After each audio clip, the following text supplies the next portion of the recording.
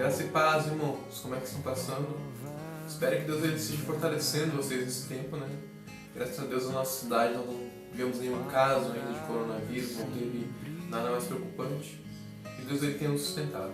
Deus ele tem sustentado a sua igreja, tem nos ajudado nesse momento difícil, tem nos animado. Meu Deus, eu desejo que nessa noite você consiga adorar o Senhor, consiga abrir seu coração para Ele e louvá-lo por tudo que Ele tem feito. Porque mesmo nesses momentos de dificuldade, mesmo nesses momentos onde a gente vê várias coisas acontecendo, podemos confiar em Deus, podemos ter certeza de que Ele é bom e Ele está sobre todas as coisas, Ele é soberano sobre tudo. Então vamos orar a Ele agradecendo e louvá-lo porque Ele é bom. Senhor, nós te louvamos e te agradecemos porque Tu é bom, o Senhor é maravilhoso, o Senhor é grande. Vem sobre nós essa noite, sobre cada um que está assistindo esse vídeo, Pai, toca no coração, ilumina a mente, traz o entendimento de que o Senhor é um Deus bom e está sobre todas as coisas. Fortalece aqueles que não estão podendo ir aos cultos, Pai, dê força para prosseguir, dê ousadia no dia a dia e confiança plena no Senhor. Vem sobre nós para a Tua glória, Pai, para todo sempre. Amém. Amém, irmãos. Deus abençoe você. E se alegrar.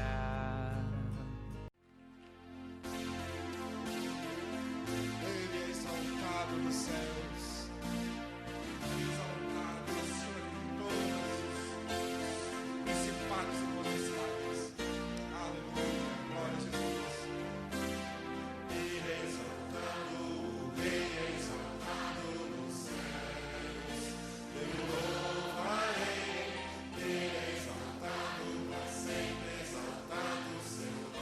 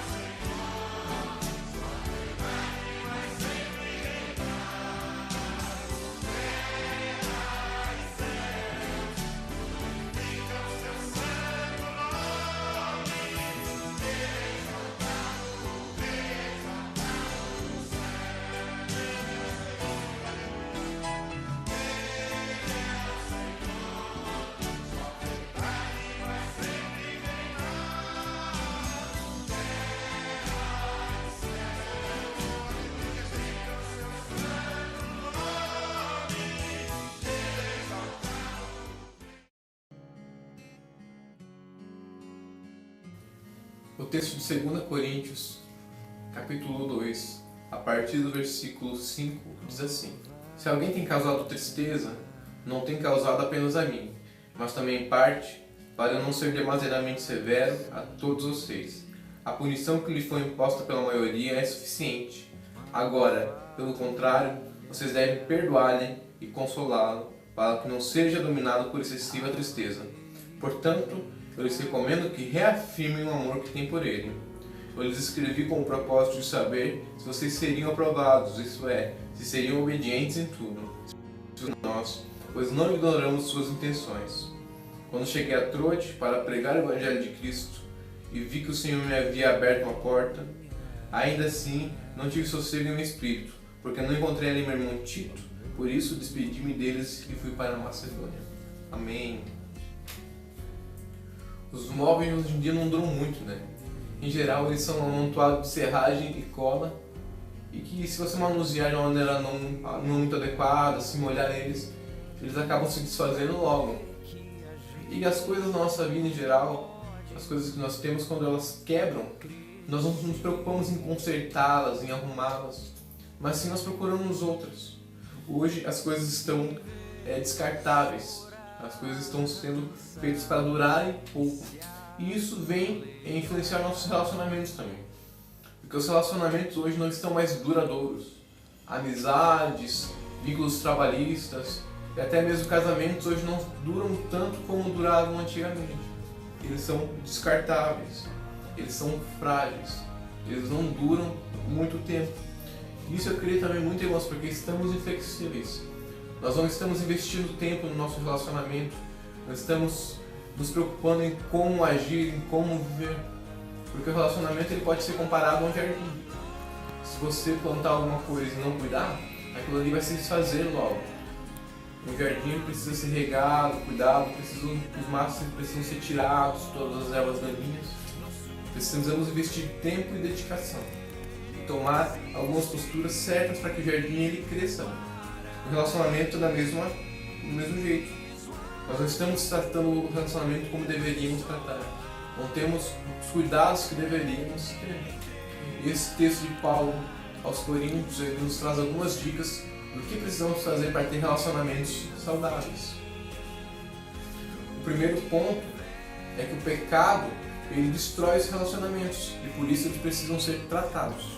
Precisam ser tratados para que os nossos relacionamentos continuem bem, continuem progredindo, continuem avançando. 2 Coríntios 5,6 diz que se alguém tem causado tristeza, não tem causado apenas a mim, mas também em parte, para não ser demasiadamente severo a todos vocês. A punição que lhe foi imposta pela maioria é suficiente. Paulo aqui está falando de um caso que era bem conhecido por ele. Quando na sua primeira visita a Corinto, depois que ele implantou a igreja, ele descobriu que dentro da igreja estava acontecendo um caso de incesto. Um jovem estava tendo um caso com sua madrasta. E era algo terrível, seja para a igreja ou até mesmo para a cidade de Corinto. Você tem que lembrar que a cidade de Corinto era uma cidade totalmente depravada. A moral dela era muito baixa. Tinham práticas muito horripilantes ali, práticas devassas. E mesmo para a cidade, essa prática de um jovem tomar a madrasta não era aceitável. As pessoas olhavam com repulsa para isso. A cidade depravada estava escandalizada. E a igreja precisou entrar com disciplina na vida do rapaz. O apóstolo Paulo teve que discipliná-lo também. E em contrapartida, depois que Paulo sai de Corinto e retorna outra vez, esse rapaz tinha amado uma oposição ao Paulo. Tinha liderado uma rebelião contra o apóstolo. Então, além de uma prática pecaminosa totalmente escandalosa, esse jovem era responsável por comandar uma rebelião. O pecado traz tristeza hoje, como trouxe para Paulo e a igreja do Corinto. A atitude pecaminosa daquele rapaz trouxe um grande ruído, uma grande oposição, abalou as estruturas daquela igreja. O pecado, no geral, irmãos, ele não traz nada de bom. O pecado só traz morte, só traz destruição, só traz ilusão. E ele precisa ser tratado para que os relacionamentos continuem de pé. A igreja precisou entrar com disciplina no rapaz. Precisou ensiná-lo, precisou corrigi-lo, para que assim o relacionamento com ele pudesse ser restaurado. Da mesma forma, nós temos vários pecados no nosso interior: ira, orgulho, cobiça, mentira. Essas coisas que, quando são jogadas no relacionamento, podem acabar com ele. Tente conviver com uma pessoa orgulhosa, uma pessoa cheia de si, ou então uma pessoa que vive uma vida de mentiras. Muitas vezes isso causa ruptura nos relacionamentos. Isso destrói eles. E o tratamento para o rapaz ali foi uma disciplina forte. Precisou ser disciplinado. Precisou ser corrigido. Tratar nossos pecados não nos traz um certo desconforto. Não é algo agradável, mas é a melhor saída. É a melhor saída.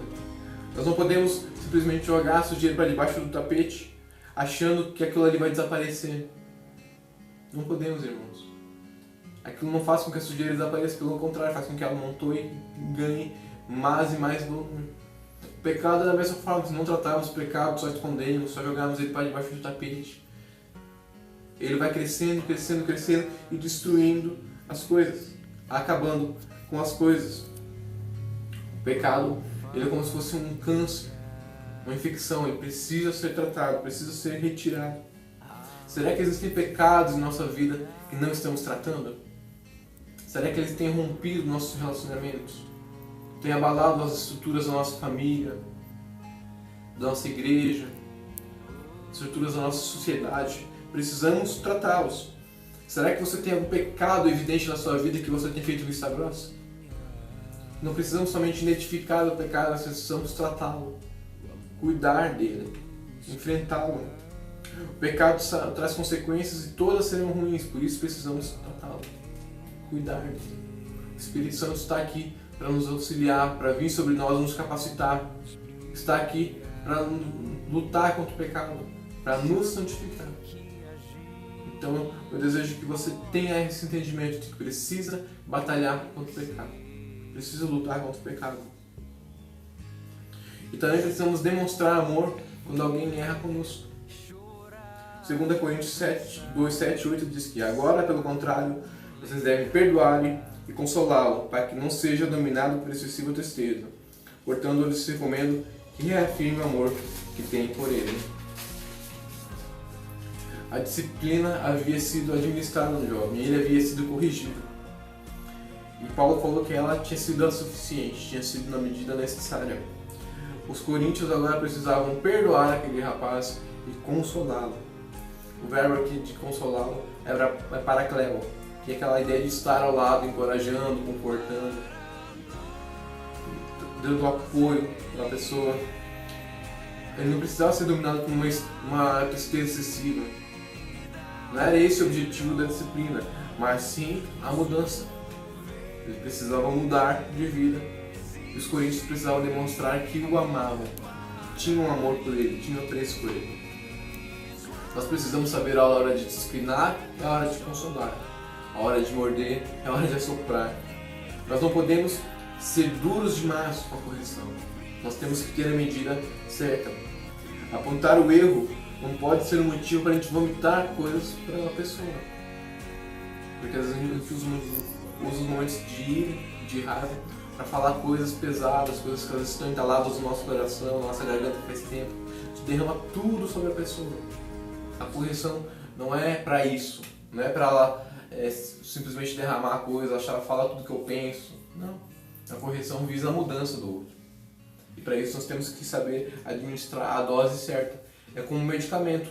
O medicamento você toma ele na dose certa. Não pode ser nem a menos nem a mais, vai ser na dose certa para o problema. Assim também a correção tem que ser dessa maneira. Todos erram e todos queremos misericórdia. Mas quando o outro erra, a gente quer justiça. Quando nós erramos, nós queremos misericórdia. Quando alguém faz alguma coisa que não deveria, a gente quer que a pessoa seja punida. Quando a gente faz alguma coisa que não deveríamos, a gente quer que as pessoas ajam com misericórdia, nos compreendam, tenham dó da gente. Nós precisamos estender a mão quando as pessoas erram. Paulo fala que os coríntios precisavam consolá-lo, perdoá-lo e demonstrar amor. Precisamos ser pacientes com as pessoas. Precisamos estar dispostos a reconciliar, a ter uma reconciliação com ela, mesmo em momentos difíceis. Eu não estou dizendo para que a gente passe por cima dos erros, esqueça, mas sim a gente converse com a pessoa, demonstre que nós amamos. Nós precisamos demonstrar amor. E isso é muito forte dentro das famílias, irmãos, porque nós somos mais pacientes com os de fora. Nós somos mais generosos com os de fora. Nós toleramos mais os de fora. E parece que quando chega dentro de casa, o nosso senso de justiça vai lá para cima, a nossa ira sobe. Nós não temos paciência, isso é um erro tremendo. Porque a igreja do Senhor começa em cada família, começa em cada casa. Precisamos tratá-los de dentro muito bem, consolá-los, confortá-los, porque todos iremos errar, irmãos. Eu errarei com vocês, vocês errarão comigo. E nós precisamos ter essa atitude de ter misericórdia, estender a mão, estar junto demonstrando amor quando os outros erram. O objetivo não é que a pessoa fique mal, fique triste, mas que ela mude de vida. E muitas vezes para isso nós precisamos ir e dizer, estamos aqui. Nós sabemos que você errou, mas nós te amamos. O próprio Jesus Cristo fala que o que o mundo notaria na igreja seria o amor dos discípulos, seria o amor daqueles seus seguidores. Então nós precisamos demonstrar amor, precisamos demonstrar amor. E como é que você age quando alguém erra com você? Será que você tem esse senso de justiça Ou você age com misericórdia? E quando você erra, será que você aceita a misericórdia? Você tem essa capacidade? Quando você precisa corrigir alguém, você fala palavras somente para causar tristeza, somente para derramar coisas, somente para vomitar coisas em cima da pessoa? Ou fala aquilo na esperança de que ela mude de vida? Uma das coisas que nós temos que lembrar, irmãos, é que a disciplina nunca pode ser acompanhada de ira. Não podemos corrigir alguém quando estamos bravos, quando estamos o sangue quente, chegar e lá, não, agora vai ser a hora de eu falar umas verdades. Não, essa não é uma atitude boa. Isso só vai causar mais ferimentos na pessoa e vai causar mais problemas. Devemos ter sabedoria ao ir conversar com alguém, administrar a disciplina. Outra coisa que aprendemos também é que o perdão é um caminho que devemos seguir. O perdão é um caminho que devemos trilhar em nossa vida.